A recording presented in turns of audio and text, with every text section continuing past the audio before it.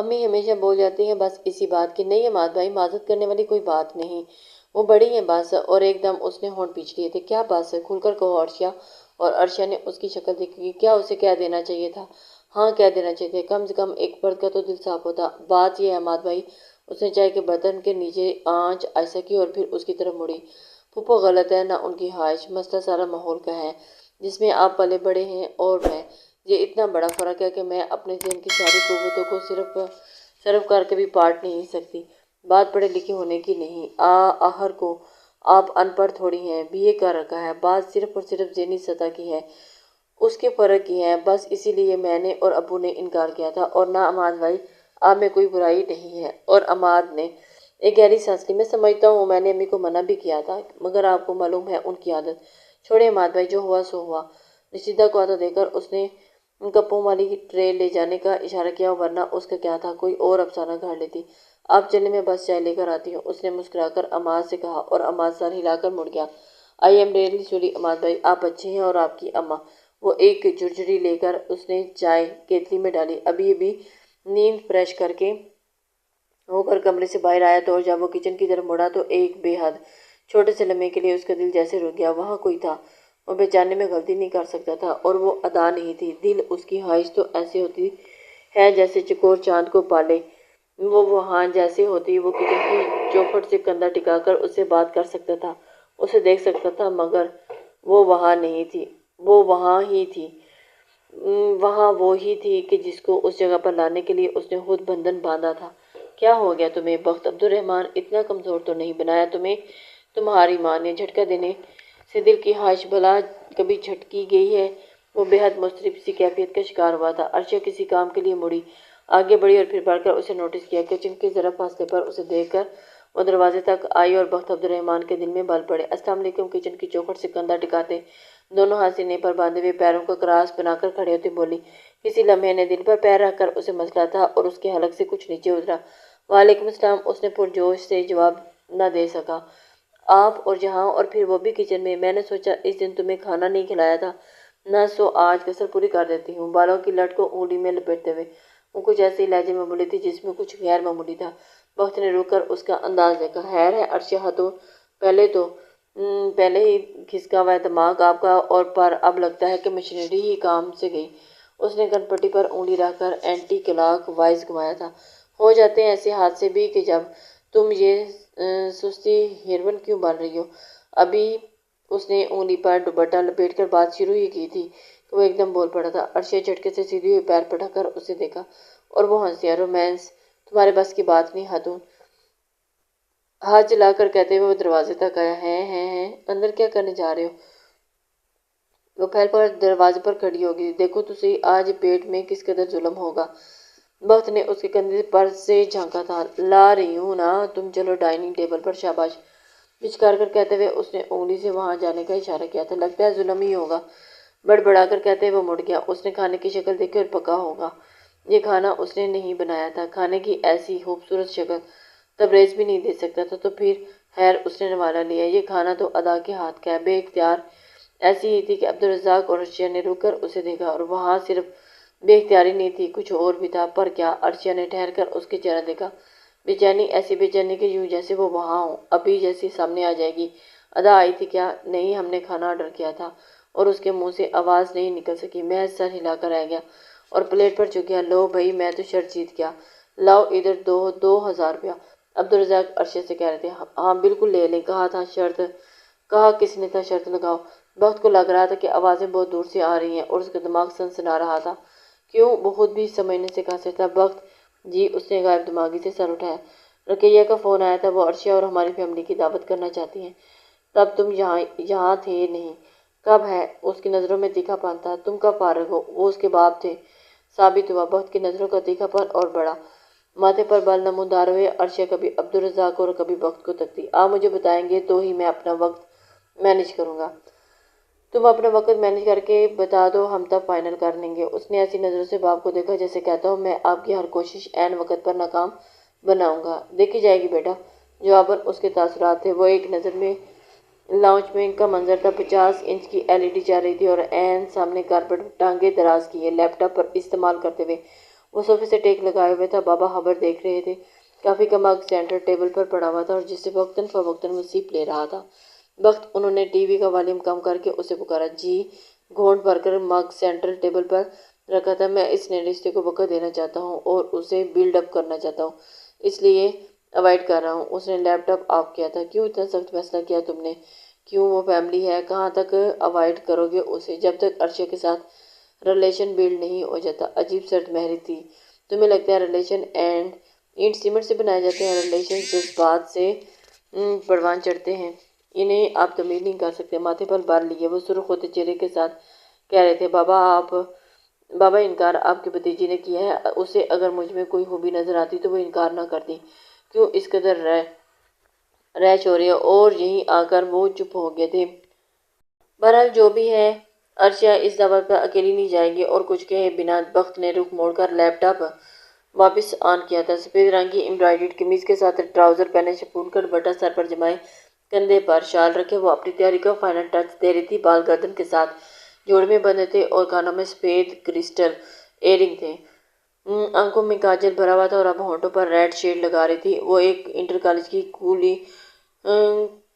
Cooking contest جج کرنے جا رہی تھی۔ اپنے شہر میں وہ بہت معروف ہو چکی تھی۔ یہ پہلی دفعہ تھا اسے ایسے کسی مقابلے میں مدعو کیا گیا تھا۔ جس جوش کا مظاہرہ ہونا چاہیے تھا وہ جوش انکا تھا۔ میری ہر کامیابی میرے دل میں ایسا ملال کھولتی ہے بخت کہ مجھے لگتا ہے کسی دن یہ ملال میرے وجود کو کھا جائے گا۔ یہ رنج مجھے جینے نہیں دیتا۔ اور نہ ہی غصہ آیا تھا۔ بخت عبد الرحمن کی صلاحیتوں کا اعتراف تھا۔ ادا تمہاری مقروض رہے گی تا حیات۔ گہری سانس بھر کر وہ آئینے کے سامنے سے ہٹی تھی۔ اور اس علاوے کے لیے کوئی حل نہیں ہوتا جسے ہم خود اپنے ہاتھ سے بھڑکاتے ہیں۔ کالج کی پرنسپل اے سی آف کرنے دروازے تک آئی تھی اور اسے ادا سے کچھ کہہ رہی تھی اور وہ ذرا سا سر جھکائے، دونوں ہاتھ جوڑے، ذرا سا جھک کر ان کی بات سن رہی تھی۔ اپنی گاڑی کا دروازہ کھولتے کھولتے وہ ایک دم رکا۔ یہ تو KWA کی آنر ہے۔ اس کے ہاتھ گاڑی کے دروازے پر ہی جم گئے تھے۔ ادا مڑ کر اپنی گاڑی تک آئی اور دروازہ کھولنے ہی لگی تھی کہ مس ادا، اور اس نے مڑ کر بے اختیار پیچھے دیکھا۔ وہ ایک خوبرو نوجوان تھا جس کی شخصیت میں سب سے نمایاں اس کے سیاہ گھنے بال تھے اور اس کی آنکھوں کی چمک ناقابل برداشت تھی۔ جی، ادا نے خود کو کہتے سنا تھا۔ اس فون کال نے اسے سر تا پیر اضطراب سے بھر دیا تھا۔ ایک ٹانگ کو مسلسل ہلاتے وہ ناہن چبا رہی تھی اور پھر نہ جانے کیوں اس نے ایک نمبر سیو کیا تھا اور پھر واٹس ایپ پر پیغام بھیجا۔ چند ہی لمحے کے بعد اس کے موبائل پر ایک ایڈیٹڈ تصویر موصول ہوئی تھی۔ اس تصویر کو سمجھنے کے لیے اسے تھوڑا وقت لگا۔ جب اسے سمجھ آئی، سناٹا ایک دم دھماکے دار ہوا تھا کہ اس کے دل میں پھیلا۔ فون سیل پکڑے اس کا ہاتھ ڈھل کر نیچے جا گرا اور اس کی آنکھ سے آنسو بنا اسے خبر دیے اس کا دل کاٹ کر رہ گیا تھا۔ کبھی عین بخار میں کسی پھول پر خزاں اترے دیکھی ہے۔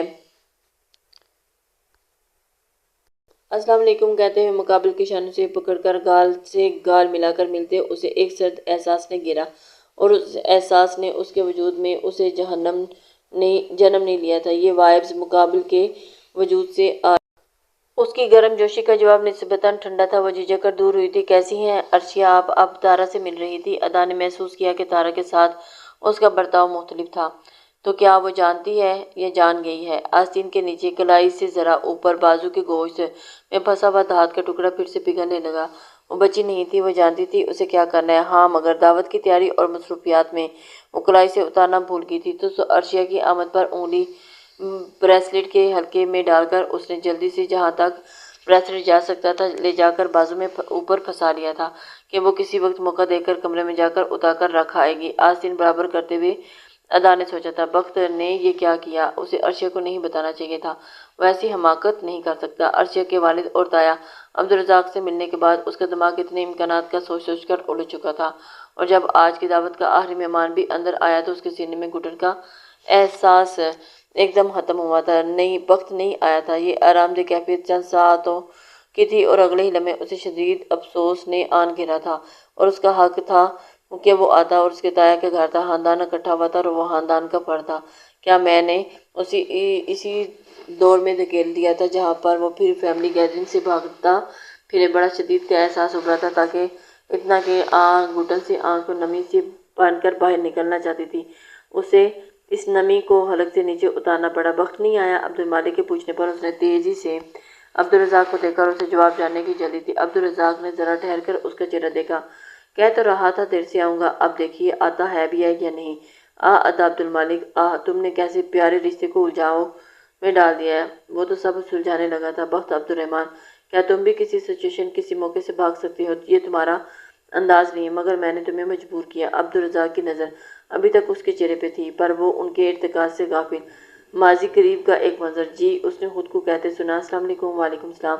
اب دونوں خواتین کی بات کاٹنے کے لیے معذرت خواہ ہوں، مگر یہ ایک دم لاشعوری طور پر ہوا۔ کار کا دروازہ بند کر کے وہ ان تک آیا تھا۔ پچھلی سیٹ کی طرف ایک لڑکی بھی تیزی سے ان کی طرف آئی تھی۔ ادا نے ایک اچھڑتی نظر ان پر ڈالی اور بات جاری رکھتے ہوئے وہ کہہ رہا تھا، دراصل میری امی اور یہ میری بہن آپ کی ویڈیو بہت شوق سے دیکھتی ہیں، آپ سے کافی انسپائرڈ ہیں۔ یہ وہ وہی اسٹوڈنٹ نہیں جنہوں نے آج سیکنڈ پرائز ون کیا ہے؟ اس لڑکی کو دیکھتے ہوئے ادا نے ساتھ کھڑی پرنسپل سے پوچھا۔ یس میم، وہ لڑکی تھی تیزی سے جوش میں بولی تھی، حفصہ ہماری بہترین اسٹوڈنٹ ہے، یہ حسن ہے، construction company as a manager کام کرتے ہیں، اس لیے جانتی ہوں، کالج کا نیو بلاک انہی کی کمپنی کے انڈر تعمیر ہوا ہے۔ پرنسپل صاحبہ نے ایک چھوٹا سا تعارف یوں ہی برس بھی تذکرہ کروا دیا تھا، پر وہ سر ہلانے کے علاوہ اور کیا کر سکتی تھی؟ وہ حفصہ کو پک کرنے آیا تھا اور وہ جوش میں اسے اپنے پرائز ون کرنے کا بتاتی ہوئی پچھلی سیٹ پر اپنا بیگ اور چیزیں رکھ رہی تھی جب حسن نے انہیں پکارا تھا۔ وہ چونک کر متوجہ ہوئی اور پھر تیزی سے ان کی طرف آئی تھی۔ اپنے جوش میں وہ پرنسپل اور ادا کو دیکھ نہ پائی تھی۔ اور میں اپنی امی کے لیے آپ سے آٹوگراف لینا چاہ رہا تھا۔ آٹوگراف؟ اس نے چمبے سے دہرایا۔ ایسی نامناسب بات تو نہیں جو آپ حیران کر دے۔ مسکرا کر کہتے ہوئے اس نے جیب سے ٹکا پین اتارا اور اپنے والٹ میں سے ایک کارڈ نکال رہا تھا۔ پلیز۔ اس نے کارڈ اور پین ان کی طرف بڑھایا۔ تھوڑی جھجک اور حیرانی کے ساتھ اس نے کہا، تمہارا ادا تم سے اب لوگ آٹوگراف بھی لیا کریں گے۔ کسی اس جملے پر معلوم نہیں کیوں اسے رونا آ رہا تھا۔ گلے کی گلٹی ڈوب کر ابھری تھی۔ حسن کی نظروں کا یہ چھپ نہ سکا اور اس کے لیے یہ رد عمل معمول سے ہٹ کر تھا۔ اگر آپ نہیں دینا اٹس اوکے۔ ادا نے سر اٹھائے بغیر اس کی بات ایک دم کاٹ دی تھی۔ زندگی کا ذائقہ رشتوں کی خوبصورتی سے قائم رہتا ہے اور رشتوں کا تناسب نمک جیسا ہوتا ہے۔ یہ لکھ کر لیجیے۔ اس نے اپنا نام لکھا اور قلم کارڈ اسے واپس پکڑاتے ہوئے وہ رسماً مسکرائی۔ میم آپ اپنا نمبر دے سکتی ہیں آپ؟ حفصہ ایک دم بولی تھی۔ اس بچکانہ سوال پر حسن نے حشمگین نگاہوں سے حفصہ کو دیکھا۔ آپ کی جو بھی کیوری ہو، کچھ بھی پوچھنا ہو، آپ مجھے انسٹا ڈی ایم کر دیں، انشاءاللہ رسپانس آئے گا۔ سباوکت سے کہتے ہوئے مسکراہٹ اس کے ہونٹوں پر قائم رہی۔ Okay ma'am. حفصہ کا جوش ذرا سا مات ہوا۔ Thank you. سر کو ذرا سا خم دے کر حسن نے کہا اور جواب میں پھر سے وہی رسمی مسکراہٹ۔ حسن، نیو بلاک میں جو سینٹری فیٹنگ ہے وہ ٹھیک نہیں ہو رہی، اب آئے ہو تو دیکھ لینا۔ مجھے اجازت دیجیے۔ میں ان کی بات کو کاٹ کر کہا، اوہ شو۔ وہ خدا حافظ کہتے اپنی گاڑی تک آئی تھی اور ان کی گفتگو لمبی ہو سکتی تھی، اس لیے اس کی بات کاٹنا پڑی تھی۔ گاڑی میں بیٹھ کر اسٹیئرنگ خود سنبھال کر کورئر ویو مرر میں دیکھتے ہوئے اسے یقین آیا، اسے خود پر یقین نہ آیا۔ دیکھو ادا عبدالمالک، خود کو غور سے دیکھو، دیکھو تو صحیح، کیا تم وہی معمولی سی گھریلو لڑکی ہو جو طلاق کا دبا ماتھے پر لیے سمجھتی تھی کہ زندگی ختم ہے؟ اوسط درجے کی تعلیم کے ساتھ وہ معاشرے میں کہاں تک بقا کے لیے لڑ سکتی تھی؟ دیکھو ادا عبدالمالک، خدا نے تمہیں تمہارے لیے کیسے ایک شخص کا وسیلہ بنا کر زندگی میں اتارا اور تم نے اس کے ہاتھ کے ہنر کو کہاں سے کہاں تک پہنچا دیا، اور آج سرے راہ تمہیں لوگ روکتے ہیں، پہچانتے ہیں اور تم مہمان خصوصی کی طرح بلائے جاتی ہو۔ اور پھر آٹوگراف؟ اس نے بے اختیار مڑ کر دیکھا اور پرنسپل ابھی تک حسن سے بات کر رہی تھی اور حسن ادھر ہی اس کی گاڑی کی طرف دیکھ رہا تھا۔ کوئی شخص بھلا یہ اختیار رکھ سکتا ہے کہ وہ کسی کو برباد کر دے؟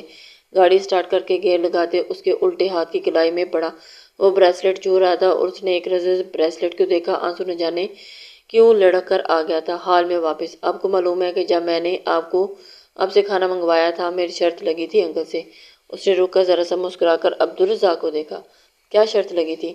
وہ اسے بات تو کر رہی تھی مگر ادا کو اس کے لہجے سے ایک نامعلوم سی چبھن ہو رہی تھی۔ میں شرط ہار گئی۔ بخت نے آپ کے ہاتھ کے پکے ہوئے کھانے کو، اس کے ذائقے کو یوں پہچانا جیسے بخت نے کوئی پہلے دن تو نہیں کھایا تھا۔ وہ عادی ہے، جلد یا بدیر آپ بھی میرے ہاتھ کے پکے ہوئے کھانے کو، اس کے ذائقے کو یوں پہچانا کریں گی جیسے ادا نے پہلے بات مکمل کرنے نہیں دی اور وہ چاہتی تھی کہ عرشیہ جملہ مکمل کرے۔ وہ ہاتھ روک کر لبوں پر مسکراہٹ سجائے منتظر تھی، جیسے کوئی ماں اپنے بچے کو پہچانتی ہے۔ عرشیہ یوں ہنسی جیسے اس نے شکست کا اعتراف کیا۔ ادا نے سر خم دے کر چمچ والا ہاتھ ذرا سا پھیلا کر اس جملے کا کمپلیمنٹ کے طور پر لیا تھا۔ وہ نہیں چاہتی تھی کہ عرشیہ کی کسی بات سے وہ بڑوں میں سے کوئی بھی کسی شے کی بو پاتا۔ عرشیہ بھی شاید بڑوں کی موجودگی کا لحاظ کر گئی، ورنہ اس کے چہرے کے تاثرات کچھ اور ہی بیان کر رہے تھے۔ کھانا ختم ہوا تو سب اٹھ کر لاؤنج میں چلیں گے۔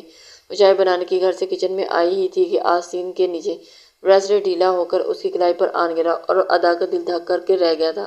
اس سے پہلے کہ وہ دوبارہ ہوتا، اس نے دوبارہ اتارنا مناسب سمجھا اور کمرے میں گئی، ڈریسنگ کا دراز کھول کر کیس نکالا اور بریسلیٹ اس میں رکھ کر الماری میں ہی رکھنے لگی تھی۔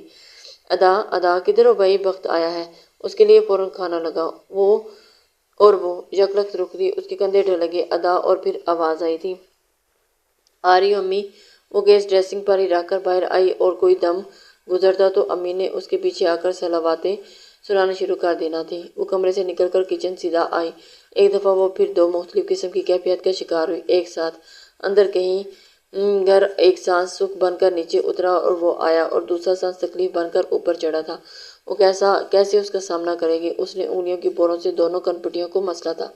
دیکھنا ذرا تارا ہے لاؤنج میں، کچن میں کام کرتی ملازمہ نے اسے کہا، اور وہ خود آگے بڑھ کر اس کے لیے مائکرو ویو میں کھانا گرم کرنے لگی جو اس نے پہلے الگ کر کے رکھ لیا تھا۔ نہیں ادا باجی، اس کو بھی تبھی غائب ہونا ہوتا ہے جب اس کی کوئی شدید ضرورت کام ہو۔ کوپ سے بڑبڑا کر اس نے باؤل مائکرو ویو میں سے نکالا۔ اچھا یوں کرو، پہلے ڈائننگ ٹیبل صاف کرو اور پھر تمہیں پکڑاتی جاتی ہوں، تم ٹیبل پر لگاؤ۔ کبابوں کی پلیٹ مائکرو ویو میں رکھتے ہوئے اس نے ملازمہ سے کہا۔ ادھر لاؤنج سے باہر لان میں چہل قدمی کرتے ہوئے تارا نے ایک دم عرشیہ سے کہا، آئیں عرشیہ آپی، میں آپ کو اپنا گھر دکھاتی ہوں۔ تم کدھر جا رہے ہو؟ گھر کو ادھیڑنے کے بعد اس نے جب داخلی دروازے کے پاس کونٹی میں لٹکا اوور کوٹ اتارا تو آگسٹا پوچھے بنا ہی رہ سکی۔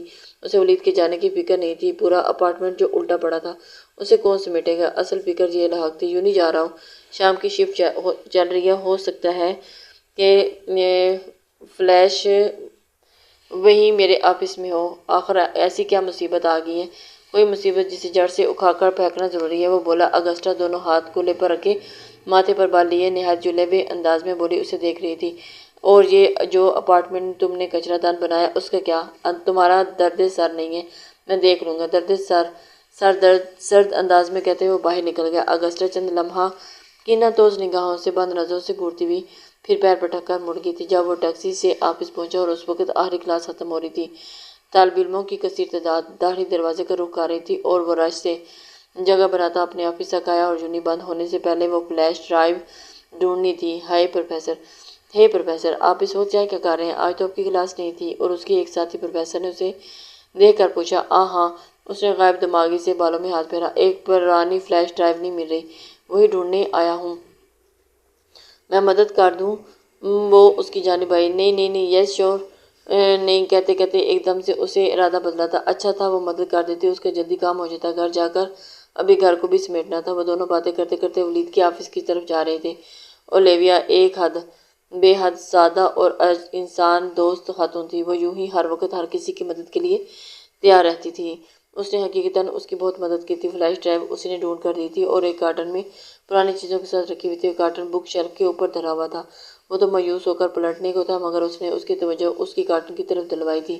یہ فلیش ڈرائیو محض 8 GB کی تھی۔ یونی جوائن کرنے کے بعد اسے زیادہ 8 GB کی فلیش چاہیے تھی، تو تبھی کئی کتابیں اور پرانی اشیاء کے ساتھ اس نے رکھ دی ہوگی۔ اولیویا کو شکریہ کہتے ہوئے دونوں باہر کی طرف بڑھے تھے۔ جیسے ہی اولیویا نے دروازہ کھولنا چاہا تو ان دونوں پر انکشاف ہوا کہ دروازہ باہر سے بند تھا۔ ان دونوں نے شدید حیرت سے ایک دوسرے کو دیکھا تھا۔ انہیں اس بات کا تو اندازہ ہی نہیں تھا کہ دروازہ کیسے بند ہو سکتا ہے۔ دروازہ باہر سے لاک نہیں کیا جا سکتا، تو یہ کیسے ہو گیا؟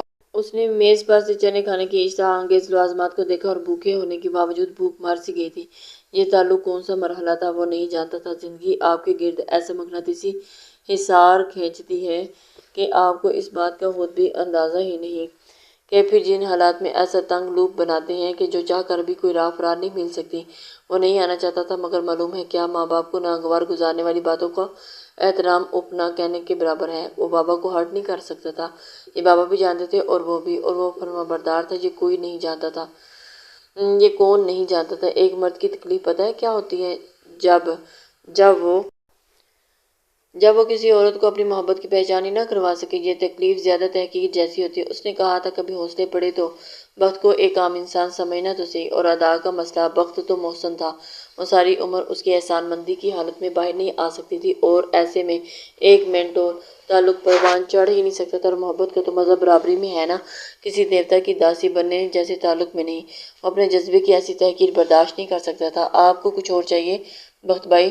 سعدیہ ملازمہ کے کہنے پر ایک دم خیالات کا تسلسل ٹوٹا۔ نہیں، اٹھا لو بس۔ نیپکن سے منہ صاف کرتے ہوئے وہ کرسی دھکیل کر اٹھا تھا۔ وہ خود کدھر تھی؟ یکا اس کی غیر موجودگی شدت سے محسوس ہوئی۔ یہ کیا ہو رہا ہے؟ کیا تم اس سے تنہا نہیں کر رہے ہو؟ بخت انڈر سے اسے شدید دھواں اٹھا تھا۔ غائب دماغی سے سعدیہ کچن میں جاتے ہوئے دیکھا۔ اگر کبھی زندگی میں کہیں اسے کسی قسم کی مدد کی ضرورت پڑے تو بخت عبدالرحمن تم آخری شخص نہیں ہوگے جس سے مدد مانگنے کا وہ سوچے گی۔ اگر درد محبت سے نہ انسان آشنا ہوتا، نہ کچھ مرنے کا غم ہوتا، نہ جینے کا مزہ ہوتا۔ وہ ابھی تک وہیں کھڑا تھا، دونوں ہاتھ پاکٹ میں ڈالے ہوئے کچن کی طرف دیکھتے ہوئے۔ اس نے کندھے ایک دم سے ڈھلکے تھے۔ مجھ جیسے درد آشنا کو کون ہوگا بھلا، جسے مرنے کا بھی غم ہے اور جینے کا بھی مزہ نہیں؟ ناراض میں تھا اور چھپتی تم پھر رہی ہو۔ ہاتھ میں چمچ ایک دم چھوٹ کر گرا اور اس کے سانس کھینچنے کی آواز بخت نے اپنے کانوں سے سنی۔ آنکھ کا میلا پر پانی بن کر گال پر پھسلا۔ باجی! سعدیہ نے ایک دم اس کے کندھے پر ہاتھ رکھ کر حیرانی اور پریشانی سے پکارا۔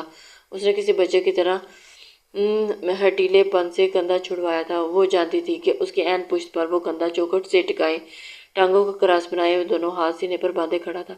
چائے لے جاؤ سعدیہ، وہ بولی تو آواز لڑکھڑائی نہیں، مگر ایک اور آنسو پھسل کر گار تک آیا تھا، اور اس نے ذرا سا سر جھکا کر انگلی کی پور سے یوں آنسو صاف کیے کہ بخت کو پتہ نہ چلے، مگر ساتھ ہی ہاتھ کی مٹھی ہونٹوں پر رکھ کر حلق کے اندر سے ابل کر آنے والے پانی کو روکنا چاہتا جو حلق کو کاٹ کر رکھ رہا تھا، اور وہ اپنے بدن کی ساری توانائی لگا کر ان آنسوؤں کو روکنا چاہتی تھی، اور مصیبت یہ تھی کہ بدن کی ساری توانائی اس آواز نے کھینچ لی تھی۔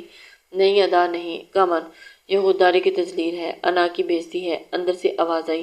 کندھے سیدھے کر کے گردن اٹھا کر گلا کھنگار کر وہ موڑی اور شیلف سے ٹیک لگا کر بولی، میں مصروف تھی۔ کیسے ہیں آپ؟ وہ چند لمحے اسے دیکھتے رہا۔ جب رونا آ رہا ہو تو اس وقت رو لینا ہی اس کا بہترین حل ہوتا ہے۔ آگے بڑھ کر رول ڈسپینسر سے ٹیشو نکال کر اس نے پکڑاتے ہوئے اسے بولا۔ اس نے آہستگی سے ٹیشو پکڑا اور دونوں ہاتھوں سے آنکھوں پر رکھا، اور بخت نے اس کے کندھے کو جھٹکا کھاتے دیکھا۔ بخت نے ایک گہرا سانس بھر کر پھر دونوں سینے پر ہاتھ باندھ کر شیلف سے ٹیک لگا کر کھڑا ہو گیا۔ وہ روتی رہی اور سر جھکائے کھڑا رہا۔ ٹیشو چند لمحے بعد ادا کا ہاتھ اس کی جھکی نظروں کے سامنے آیا۔ مسکراتے ہوئے اس نے رول سے دوسرا ٹیشو کھینچا۔ اتنا رونا میرا بنتا تھا، تم نے مجھے سوری بھی نہیں کہنے دیا۔ سوسو کے درمیان آواز خشکولے کھا کھا کر ابھری تھی۔ اس کی بات کے لیے معذرت زندگی بھر قبول نہ ہوگی ادا، سو اس بات کو رہنے ہی دو۔ اس نے ایک دم آنکھوں سے ہٹا کر ساتھ کھڑے شخص کو دیکھا۔ یہ اس کے لیے کس قدر سخت تھا، یہ ابھی ادا عبدالمالک نے جانا تھا، مگر کیوں؟ دونوں ہاتھ ٹیشو تھامے چہرے پر ذرا نیچے فضا میں معلق تھے، اور اس کا پورا چہرہ ایک لفظ میں ڈھل چکا تھا، کیوں؟ بخت بھائی! ان دونوں نے چونک کر دروازے کی جانب دیکھا۔ وہ رقیہ باجی کہہ رہی ہیں کہ اگر آپ نے کھانا کھا لیا ہو تو آ جائیں، آپ کی چائے ٹھنڈی ہو رہی ہے، سعدیہ جھجک کر کہہ رہی تھی۔ رقیہ کے خیال میں وہ ڈرائنگ روم میں تھا، معلوم نہیں کیوں، مگر وہ ایک دم ہنس پڑا۔ سعدیہ نے یہ سائڈ پر ہو کر اسے گزرنے کا رسہ دیا۔ ایک کپ گرم چائے اور بہت تھکا ہوا ہوں، وہ جاتے جاتے کہہ گیا، اور اس نے پھر ادا کا چہرہ نہیں دیکھا۔ وہ نم پلکیں زہر بجھا کر تیر تھی، کسی کے دل پر قدغن لگا سکتی تھی، وہ تو پھر بخت عبدالرحمن تھا۔ رقیہ کے کہنے پر وہ بخت کو بلانے کے لیے اٹھی تھی، مگر ڈرائنگ روم میں کے دروازے پر ہی رکی۔ وہ کچن کی طرف آ رہا تھا، اسے دیکھ کر مسکرایا۔ اس کے ہونٹ جواب میں ذرا سے پھیل بھی نہ سکے۔ نظر سیدھی اس کے پیچھے تک گئی تھی، وہاں ادا کھڑی تھی، بخت کو پشت کو تکتی ہوئی۔ دور سے تاثرات کا اندازہ تو نہیں ہو سکا، مگر بخت کا وہاں آنا۔ عرشیہ احتشام الدین نے آج کے دن کا دوسرا جھٹکا کھایا تھا۔ اپنی چابی سے دروازہ کھول کر وہ اندر داخل ہوا، دروازہ بند کر کے کوٹ اتار کر کونٹی پر ٹانگا، اور پھر جیسے ہی مڑا یک لخت ساکت ہوا۔ جا بجا ہوئی چیزیں اوندے منہ گھوڑ درمیان صوفے پر ٹانگ رکھے لوز شرٹ اور ٹراؤزر میں ملبوس، سینے پر ہاتھ باندھے بیٹھی آگسٹا بہت ہی تیکھی نظروں سے اسے دیکھ رہی تھی۔ تم سوئی نہیں، میں نے کہا تھا میں سمیٹ دوں گا۔ وہ ان تیکھی نظروں کا مطلب یہی سمجھ رہا تھا، کہ مگر جیسے اندر سے کوئی کہہ رہا ہو، وجہ یہ نہیں۔ مل گئی فلیش ڈرائیو؟ نظریں نیزے کی انی جیسی چپتی ہوئی، لہجہ تیوال جیسا کاٹتا۔ ہاں، اس نے شرٹ کی پاکٹ سے فلیش نکال کر دکھائی۔ اس سے بھی مل لیے؟ کس؟ اور وہ رک گیا۔ اسے یکلخت لہجہ اور نظریں سمجھ آئی تھی۔ اس تک خبر کیسے پہنچی، وہ حیران ہوا۔ کیا مطلب؟ حالانکہ مطلب ولید عبدالرزاق تم اچھی طرح سمجھ چکے ہو۔ نظروں سے کاٹنے کا عمل جاری رکھتے ہوئے اس نے فوراً اپنا فون اٹھایا اور ولید کی طرف اچھال دیا تھا۔ اف! اس وقت سے کیچ کیا کہ وہ کندھے سے اچکا کر اگسٹا کو دیکھا اور اس نے بہموں سے فون کی طرف اشارہ کیا۔ نہ سمجھی کہ جتنے بھی تاثرات ہو سکتے تھے وہ سب ولید عبدالرزاق نے اپنے منہ پر سجا لیے۔ انسٹا کا میسیجز کھلا پڑا ہوا تھا، میسنجرز کھلا ہوا تھا، کسی نے ڈی ایم کی تھی ولید اور اولیویا کی تصاویر وہاں کوریڈور میں ایک ساتھ کھڑے ہوئے، اور پھر اس کے آفس کے بند دروازے کی۔ ولید نے نوٹس کیا کہ تصویر لیتے وقت آفس کے دروازے کے ہینڈلز کو بھی ابھی مفرت سے باندھا نہیں گیا تھا۔ آفس کے دروازے کے ہینڈلز کو باہر سے کسی نے مفرت سے ایسے باندھا تھا کہ کھل نہ پائے۔ ولید نے بے اختیار کن پٹی کو مسئلہ اور ایک نئی مصیبت کھڑی ہو گئی تھی۔ اگسٹا کو اپروچ کرنا کسی کو کچھ مشکل نہ تھا۔ وہ ایک مشہور کمپنی میں میڈیا ایڈوائزر تھی اور اس کے ہزاروں تعداد میں انسٹا فالوورز تھے، اور اس لیے یہ سوچنے کی قدر کوئی ضرورت ہی نہیں تھی کہ اس تک تصاویر کیسے پہنچی، کس نے یہ کام کیا۔ ہاں، آئی ڈی سے آئی تھی اور وہ ضرور ولید نے دیکھی تھی۔ یہ کسی بچے کی شرارت تھی اگسٹا، اس شرارت کے لیے تم گھر سے اٹھ کر فوری یوں نہیں گئے؟ اور فار گاڈ سیک، میں بس فلیش لینے گیا تھا۔ پھر تو تمہارے آفس میں ساتھ تو کیوں گئی وہ لڑکی؟ اس نے بھی مجھے مدد کی آفر کی تھی، میں نے محض اپنا وقت بچانے کے لیے اس کی آفر قبول کی تھی۔ تم گھر سے اٹھ کر فلیش ڈھونڈنے آفس گئے اور وہاں تمہیں وہ لڑکی مل گئی، اور پھر فلیش ڈرائیو بھی مل گئی۔ تم نے مجھے کیا سمجھتے ہو ولید عبدالرزاق؟ میں گھاس کھاتی ہوں کیا؟ وہ بولتی ہوئی صوفے سے اٹھ کر اس تک آئی اور اس کی نظریں یوں لگتا ہے کہ ولید عبدالرزاق کو سالم نکل جائے گی۔ اگسٹا، ولید نے بڑے تحمل سے پیار سے اس کے کندھوں پر دونوں ہاتھ رکھے۔